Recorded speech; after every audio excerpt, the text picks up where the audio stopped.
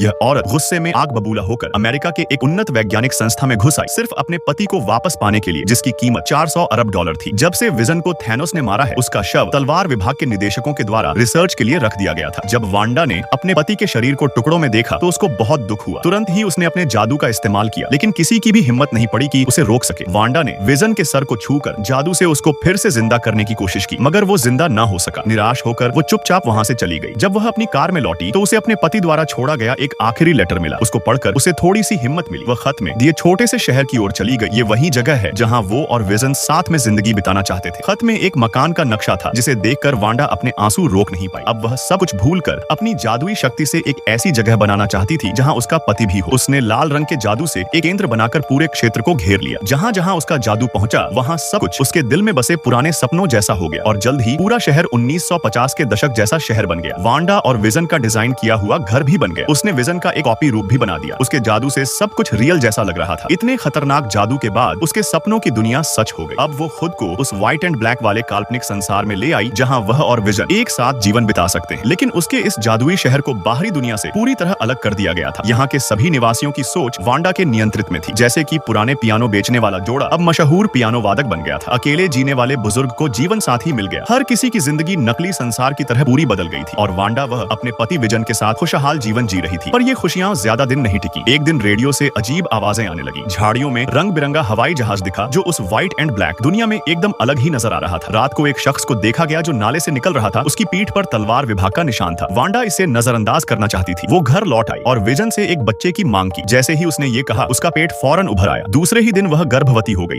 और डिलीवरी के करीब थी। विजन डॉक्टर को बुलाने के लिए दौड़ा, पर डॉक्टर के आने से पहले ही बच्चे का जन्म हो गया। सौभाग्य से उसकी पड़ोसन मोनिका मदद के लिए आ गई और वांडा ने जुड़वां बच्चों को जन्म दिया। पर यह देखकर वांडा को अपने जुड़वां भाई क्विकसिल्वर की याद आ गई। उसी समय मोनिका के मुंह से निकली एक बात सुनकर वांडा शॉक रह गई। वह मारा गया। वांडा ने अपनी बनाई दुनिया में सभी की याददाश्त मिटा दी थी, मगर मोनिका पर उसका जादू असर नहीं कर पाया। उसके सीने पर तलवार विभाग का चिन्ह देखकर वांडा को समझ आ गया कि मोनिका असल में एक जासूस है, जिसे तलवार विभाग ने भेजा है। इसके बाद वांडा ने जादू से मोनिका को बाहर फेंक दिया। हालांकि उसकी जान नहीं ली, पर तलवार विभाग ने हार नहीं मानी। उन्होंने एक ड्रोन भेजा, जिससे वांडा को मारने की कोशिश की गई। इस हमले ने वांडा को उकसा दिया। वो उस टूटे हुए ड्रोन को लेकर सीधे शहर की सरहद से बाहर आई। ये तुम्हारी आखिरी चेतावनी है, मेरे घर से दूर रहो। अगर तुम मुझे परेशान नहीं करोगे तो मैं भी तुम्हें कुछ नहीं कहूंगी। लेकिन तलवार विभाग का निदेशक नहीं माना। इस पर वांडा ने मानसिक नियंत्रण का जादू चलाया। सारे हथियार उस निदेशक की ओर मुड़ गए। वह डर गया, मगर वांडा ने उसे मारा नहीं। उसका बस एक ही मकसद था, अपने परिवार के साथ एक साधारण जीवन जीना।